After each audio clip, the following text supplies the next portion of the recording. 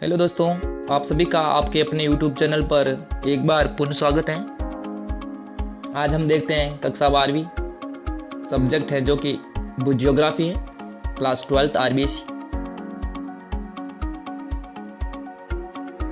तो हमारा पहला खंड है तो उसका टॉप मेन हेडिंग है मानव भूगोल के मूल तत्व और अध्याय है मानव भूगोल की प्रकृति एवं विषय क्षेत्र। तो इस अध्याय में कौन कौन से महत्वपूर्ण टॉपिक हैं उस पर हम बात करेंगे। तो सबसे पहले है आधुनिक मानव के भूगोल के जन्मदाता किसे कहा जाता है। तो आधुनिक मानव के जन्मदाता जो कि फ्रेडरिक रेडजल को कहा जाता है। और रेडजल ने एक पुस्तक लिखी जिसका नाम क्या है, एंथ्रोपोजियोग्राफी है।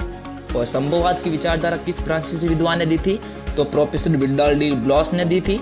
और भूगोल का पिता किसे कहा जाता है। तो उसे भूगोल का पिता इक्वेटिस को कहा जाता है। और रुको और जाओ का सिद्धांत किसने प्रतिपादित किया। तो रुको और जाओ का सिद्धांत है ग्रिफिथ टेलर के द्वारा प्रतिपादित किया गया था। जैविक अजैविक सांस्कृतिक घटक मानव भूगोल के त्रिसंतुलक घटक हैं। यानी कि एक प्रश्न उठता है कि मानव भूगोल के त्रिसंतुलक के घटक कौन कौन से। तो उसमें जैविक अजैविक सांस्कृतिक घटक शामिल हैं।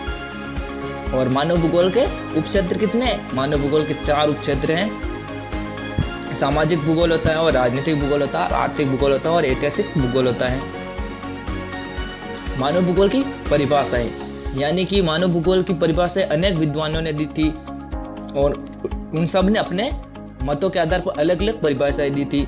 तो उसमें भी एक विद्वान हुए थे फ्रेडरिक रेडजल। उनके अनुसार एक अलग परिभाषा है कि फ्रेडरिक रेडजल के अनुसार मानव भूगोल मानव समाज और धरातल के बीच संबंधों का संश्लेषित अध्ययन ही मानव भूगोल कहलाता है। तो एक और भूगोलवेत्ता हुए थे एलन सैंपल। उन्होंने अपने मतों के आधार पर अलग परिभाषा दी। उनके अनुसार मानव भूगोल चंचल मानव और अस्थिर पृथ्वी के पारस्परिक परिवर्तनशील संबंधों का अध्ययन है। और जहाँ मानव भूगोल का विकास की बात करते हैं तो मध्यकाल में मानव भूगोल का विकास बहुत अधिक हुआ था, क्योंकि मध्यकाल में नौ संचालन संबंधी कुशलताओं व अन्वेषणों तथा तकनीकी ज्ञान के कारण देशों तथा लोगों के विषय में मित रहस्य खुलने लगे थे। और जहाँ हम बात करते हैं मानव भूगोल की प्रकृति, तो मानव भूगोल की प्रकृति अत्यधिक जटिल एवं विस्तृत है, यानी कि बहुत ही कठिन है और बहुत ही लंबी चौड़ी है। और पृथ्वी पर जो भी मानव निर्मित दृश्य दिखाई देते हैं उन सब का अध्ययन भी मानव भूगोल के अंतर्गत आता है। और मानवीय क्रियाकलाप हैं जो मानव भूगोल के केंद्र बिंदु हैं। और मानवीय क्रियाकलापों का विकास कहाँ कब कैसे आदि प्रश्नों को भौगोलिक दृष्टिकोण से प्रकट करना ही मानव भूगोल कहलाता है।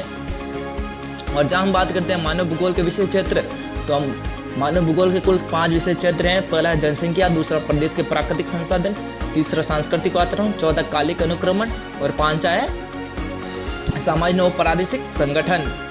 तो हम बात करते हैं जनसंख्या की। तो मानव भूगोल में केंद्र बिंदु मानव का होता है। मानव भूगोल में केंद्र बिंदु किसका है, मानव का केंद्र बिंदु है। और मानव भूगोल के अध्ययन में जनसंख्या को विशेष महत्व दिया गया, यानी कि जनसंख्या के अध्ययन को विशेष महत्व दिया गया था। और जिसमें जनसंख्या में जिसकी संरचना भी आती है और वितरण भी होता है और उसकी अधिवास यानी कहाँ रहते हैं उनका भी अध्ययन किया जाता है। और जहाँ हम बात करते हैं प्रदेश के प्राकृतिक संसाधन, तो मानव जीवन के लिए प्राकृतिक संसाधनों का विशेष महत्व रहा, क्योंकि मानव अपनी आधारभूत आवश्यकताओं की पूर्ति संसाधनों से करता है, यानी कि मानव अपनी सभी आवश्यकताओं की पूर्ति किससे करता है, संसाधनों से। और मानव भूगोल में प्राकृतिक संसाधनों का अध्ययन वातावरण के तत्वों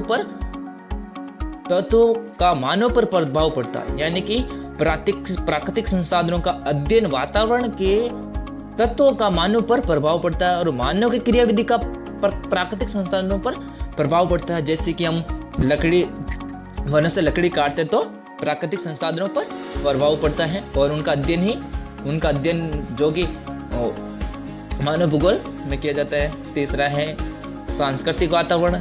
तो सांस्कृतिक वातावरण में पृथ्वी पर मानव निर्मित सभी भूदृश्य सांस्कृतिक भूदृश्य कहलाते हैं। और सभी प्रकार के भूदृश्यों का अध्ययन मानव भूगोल में किया जाता है।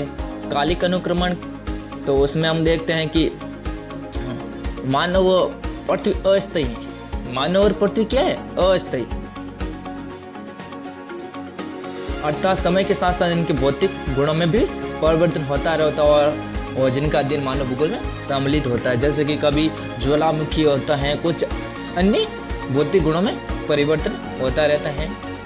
और आगे है सामाजिक और प्रादेशिक संगठन। तो उसमें मानव भूगोल में सामाजिक की प्रक्रिया का भी विशेष अध्ययन किया जाता है और एक प्रदेश किस प्रकार से दूसरे प्रदेश से संगठित है, अर्थात किस प्रकार एक दूसरे से समायोजित या निर्भर है। और इन सब का अध्ययन भी मानव भूगोल के विशेष क्षेत्र का बिंदु है। और आगे है अध्याय 2 विश्व की प्रमुख जनजातियाँ। उसका अध्ययन है जो हम अगले वीडियो में करेंगे। तब के लिए धन्यवाद।